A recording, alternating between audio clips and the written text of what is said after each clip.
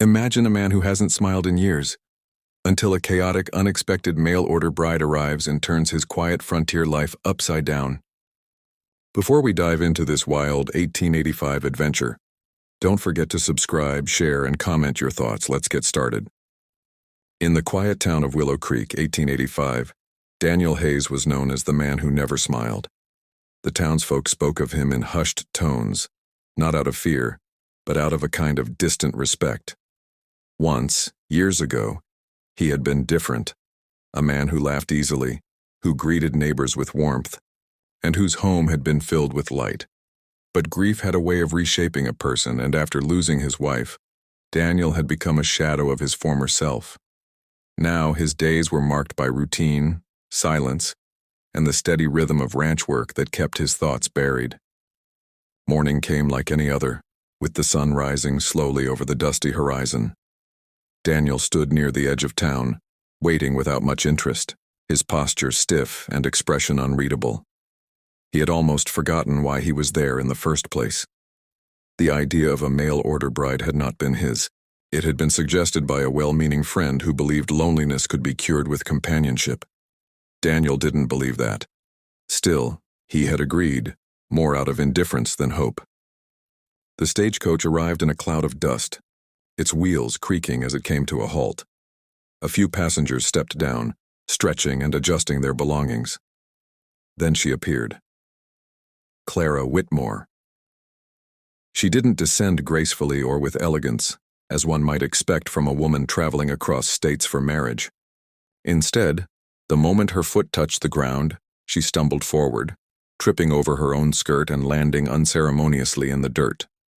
A soft gasp escaped her lips, quickly followed by the startled squawk of a parrot in a small cage she had been carrying. Laughter rippled through the small crowd that had gathered nearby. Clara's hat rolled away, carried by a lazy breeze, and she scrambled awkwardly to reach it. Her movements were clumsy, rushed, and entirely lacking in poise. She muttered something under her breath, brushing dust off her dress with quick, frustrated motions. The parrot continued its noisy protest, flapping its wings as though equally offended by the situation. Daniel watched from a short distance, his expression unchanged. To him, she was nothing like what he had imagined, if he had imagined anything at all. There was no quiet grace, no gentle composure. She was a mess of tangled skirts, scattered belongings, and flustered energy. He should have turned away, should have dismissed the whole situation as a mistake before it even began. Yet something held him there, his eyes fixed on her as she attempted to stand. Clara pushed herself up only to lose her balance again, slipping slightly before catching herself at the last moment.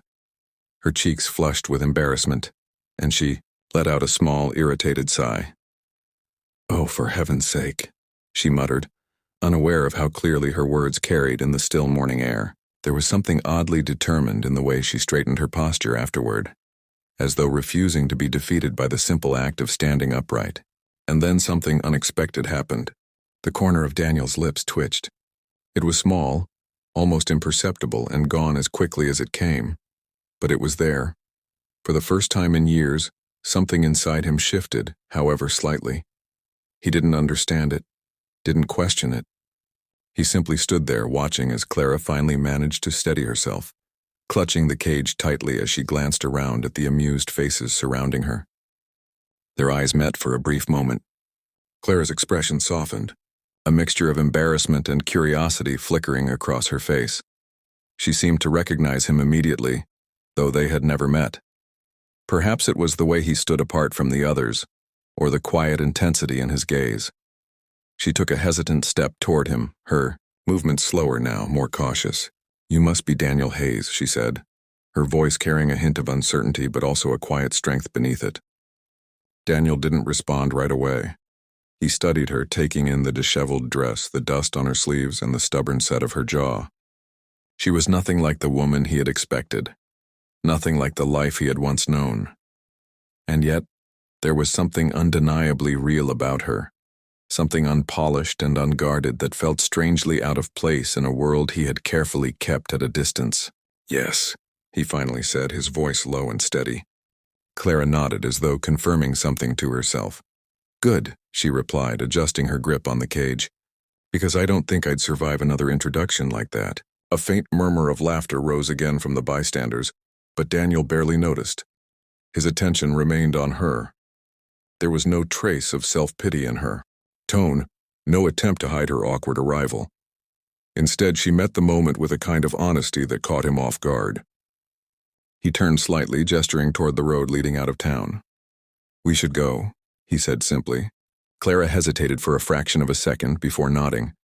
As they began to walk side by side, a small distance between them, the parrot let out another loud squawk, breaking the silence that followed.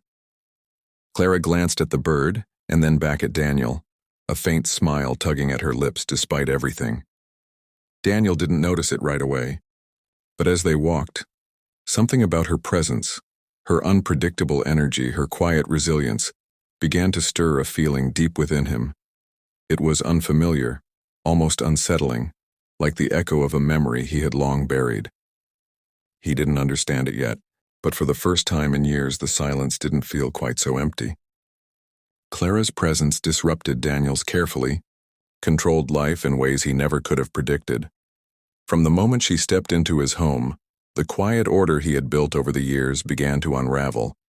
She spoke often and without hesitation, filling the empty spaces with stories, questions, and observations that Daniel rarely answered.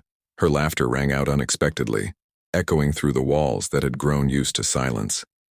Even the simplest tasks seemed to become complicated in her hands, yet she faced each mishap with a strange mix of determination and humor that Daniel found both puzzling and impossible to ignore.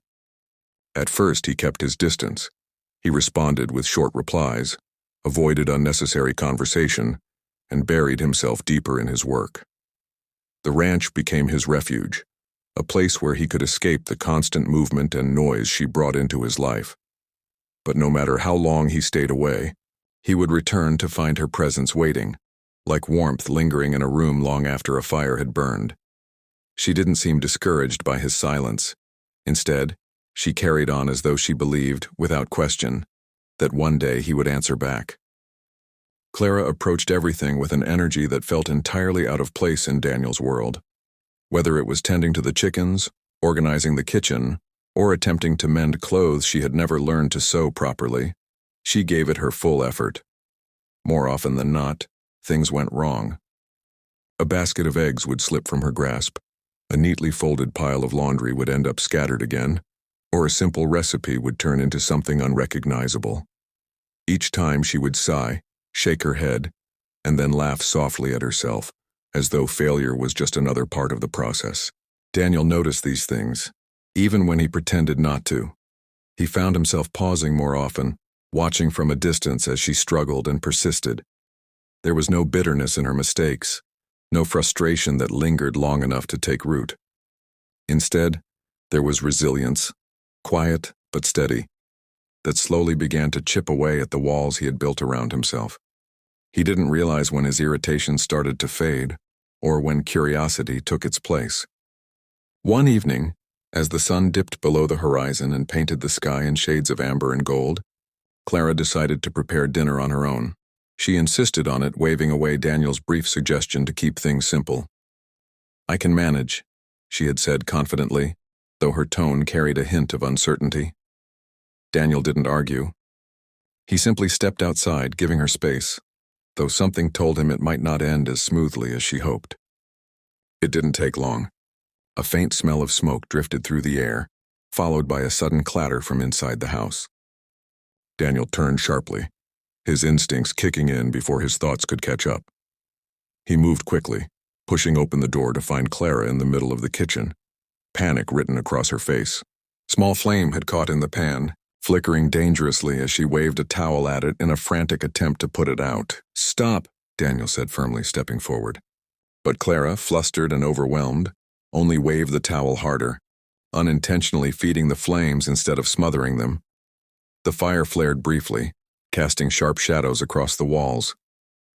Without hesitation, Daniel grabbed a nearby lid and covered the pan, cutting off the oxygen. Within seconds, the flames died down, leaving behind only a thin trail of smoke curling into the air. Silence followed. Daniel turned to her, ready to speak, ready to scold her for her carelessness. The words rose quickly, shaped by years of discipline and control. But when he looked at her, they disappeared just as fast. Clara stood frozen, her face smudged with soot, a streak of ash running across her cheek. Her hair had come loose, strands falling around her face in complete disarray. Her eyes were wide, filled with embarrassment and something else, something softer, almost fragile. For a moment, she looked as though she might apologize, or perhaps retreat into silence. Instead, she let out a small, breathless laugh. It started quietly, almost uncertain, but grew stronger with each passing second. She looked down at herself, at the mess she had made, and shook her head. "Well," she said between soft bursts of laughter, "I suppose dinner is ruined." There was no self-pity in her voice, no attempt to hide behind excuses, just honesty, raw and unfiltered. Daniel stared at her, caught off guard. The tension he had been holding on to slipped just slightly. And then, before he could stop it, something unfamiliar broke free from within him. He laughed. It wasn't a small chuckle or a quiet breath of amusement. It was deep, sudden, and real, rising from a place he had long forgotten existed. The sound filled the room, echoing off the walls with a strength that startled even him. For a moment, he didn't recognize it. It felt foreign, yet undeniably his. Clara looked up at him, surprised, her laughter softening as she watched him.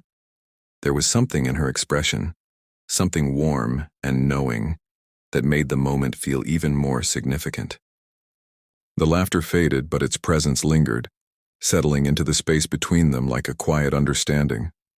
Daniel exhaled slowly, the weight he had carried for so long, feeling just a little lighter. He didn't fully understand what had changed or when it had begun, but standing there in the aftermath of a small, ridiculous disaster, he felt something shift deep within him. For the first time in years, the emptiness inside him didn't feel quite so vast. As Clara began to clean up the mess, still smiling to herself, Daniel didn't walk away. He stayed. He reached for a cloth, silently helping her without being asked. It was a small gesture, almost insignificant, yet it carried meaning neither of them spoke aloud. And in that quiet, smoke-filled kitchen, Daniel realized something he hadn't allowed himself to believe in a long time. He wasn't just surviving anymore. He was beginning to live again.